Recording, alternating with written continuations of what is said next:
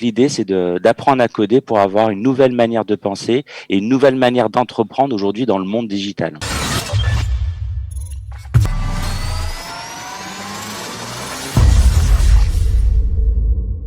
On va recevoir maintenant le fondateur et directeur général de Developer Institute. Nous sommes avec Avner Maman. Avner, bonjour. Bonjour, comment ça va? Très très bien, Avner. Vous êtes le fondateur, cofondateur et directeur général de Developer Institute. Rappelez-nous rapidement, Developer Institute, qu'est-ce que c'est? Developer Institute, c'est un coding bootcamp, c'est une formation intensive au code, au développement web. On est 3 cofondateurs, donc Megan Dreyfus, Jérémy Bérébi et moi-même, où depuis 4 ans et demi, on opère Developers Institute pour aider majoritairement les Olim Hadashim venant de plus de 25 pays différents à s'intégrer dans le marché de la tech en Israël. D'accord. Donc, Et aujourd'hui, c'est à peu près 600 étudiants formés depuis qu'on a développé l'activité. Et particulièrement dans le domaine du codage du développeur. Du développement. C'est ça. C'est dans tous les métiers liés au développement web. Donc, c'est des métiers comme full stack développeur, front-end développeur, back-end développeur ou data analyst ou product manager, ou entrepreneur. Donc l'idée, c'est d'apprendre à coder pour avoir une nouvelle manière de penser et une nouvelle manière d'entreprendre aujourd'hui dans le monde digital. Voilà, on va en parler de cette nouvelle manière d'entreprendre, mais racontez-nous un peu. Alors là, on sort plus ou moins de cette période de confinement. En tout cas, beaucoup de choses reprennent la normale. Comment ça s'est passé pour vous cette période du corona? Je dirais plutôt positif. On a eu une année assez en croissance sur l'année 2020. Je dirais ça nous a permis en fait de se réinventer, d'améliorer en fait notre approche éducative avec la mise en place d'outils qui permettaient de travailler notamment à distance, de pouvoir en fait partager les écrans et de travailler de manière collaborative entre l'équipe pédagogique et les étudiants. Et de trouver aussi des étudiants qui étaient en Israël et hors d'Israël. Donc parfois, ça a intéressé des jeunes qui étaient en Angleterre, en France, dans toute l'Europe, de pouvoir apprendre une manière de coder à l'israélienne. Et donc du coup, on a grandi pendant cette année et on a même évolué hors des frontières parce qu'on a déployé aussi 6 nouveaux campus à l'étranger, au Mexique, principalement aussi beaucoup en Afrique. On a gagné notamment un appel d'offres avec la Banque mondiale pour former 200 développeurs au Burkina Faso et on commence là dès la semaine prochaine.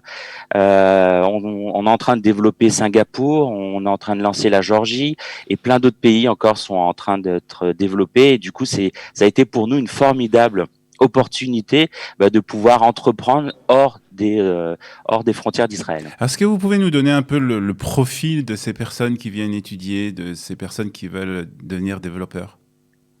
Alors, c'est une très bonne question. En fait, les 99% en fait, de nos étudiants n'ont aucune notion de code. C'est-à-dire qu'ils sont tous débutants, ils n'ont aucun background, aucune connaissance du code. Et ce qui est intéressant, c'est qu'on a aussi des profils de personnes qui ont aucune, on va dire, expérience académique et certains qui ont fait des universités connues comme Oxford ou Dauphine ou des universités américaines. Et donc du coup, on a ce mix de personnes qui en fait créent une communauté un réseau d'entrepreneurs ou de personnes intéressées par le monde du digital. Et du coup, on arrive à avoir des personnes qui sont très différentes. Donc il n'y a pas de profil type. C'est en moyenne, on a des personnes qui ont entre 20 et 30 ans. Parfois, il y en a certains qui ont déjà une première expérience dans des secteurs d'activité qui aujourd'hui sont fortement impactés par la crise économique.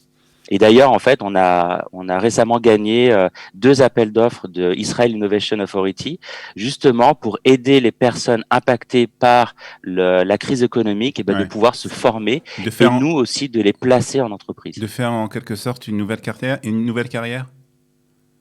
Ben c'est un switch en fait. Ouais, C'est une nouvelle carrière, mais à partir, on va dire, on va capitaliser sur l'expérience du candidat. mhm, C'est-à-dire qu'on va pas partir de zéro. Si une personne, par exemple, a une très bonne connaissance du travel, du domaine du voyage, et ben on va d'accord. essayer aussi de d'intégrer cette connaissance, de lui ajouter des skills, des compétences informatiques, et ensuite de le placer dans des sociétés qui sont spécialisées dans le travel tech. Donc, c'est-à-dire des sociétés qui vont essayer de Mhm. réinventer les nouveaux métiers de demain dans l'univers du tourisme.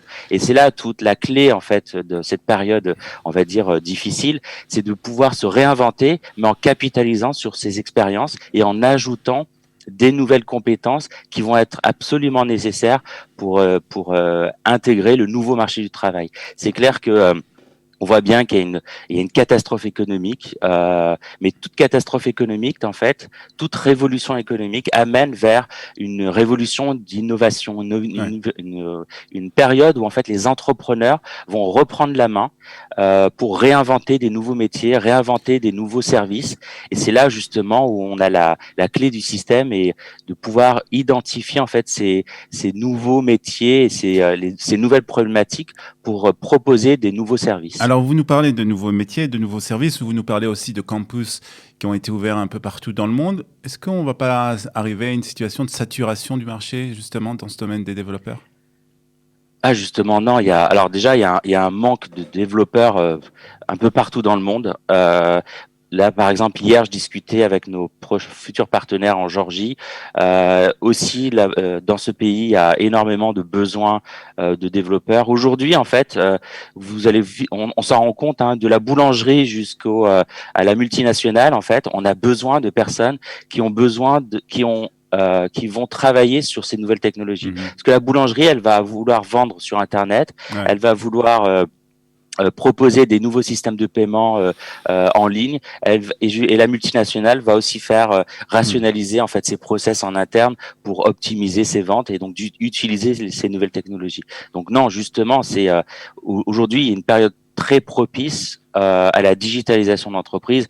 Moi, j'ai beaucoup travaillé dans la transformation digitale au niveau corporate quand Mhm. j'étais en France pour évangéliser en tout cas le digital dans les sociétés. Ouais. Et en fait, le Covid à accélérer en fait cette transformation digitale. Et ce qui est important, c'est de pouvoir identifier en fait comment aujourd'hui ces nouveaux outils vont nous permettre de mieux proposer des services à forte valeur ajoutée. Mhm. La digitalisation, c'est pas une fin en soi. C'est comment on va utiliser ces nouveaux services digitaux pour proposer des nouveaux services qui vont être innovants. Et donc ça, c'est très challenging en fait. Ouais. On sort de sa zone de confort et pour sortir de sa zone de confort, et ben c'est là où il faut innover. Et si on n'arrive pas à innover, ben on va pas arriver à attraper en fait cette formidable révolution digitale qui arrive là dans les prochaines années. Très bien, on va terminer à venir avec une dernière question. On en a parlé pendant la campagne Tzedaka que nous avons fait sur Kalita. C'est le secteur orthodoxe qui s'intéresse de plus en plus aussi à tout ce qui est développeur et développement. Tout à fait. On travaille beaucoup justement sur la diversité, sur les minorités, notamment en Israël. Et c'était justement le cas du deuxième appel d'offres de Israel Innovation Authority que nous avons gagné. Sur 300 candidatures, il y a à peu près 17 sociétés qui ont été sélectionnées et on en est fiers. Justement pour aider les Olim Hadashim, les femmes, les ultra-orthodoxes à s'intégrer dans le marché de la high-tech. Très Nous bien. avons aujourd'hui aussi des Haredi qui viennent se former chez nous. Mhm. On a par exemple le frère de Nissim Black, le fameux rappeur américain, Mhm. qui est venu se former chez nous, qui était producteur de musique pour son frère et qui est devenu full stack développeur Mhm. dans une start-up à Jérusalem. Très bien. Et pourtant, il avait aucune connaissance, il avait même pas d'ordinateur, de l'informatique avant. Et donc, il y a un vrai enjeu, c'est aujourd'hui 10% de la population.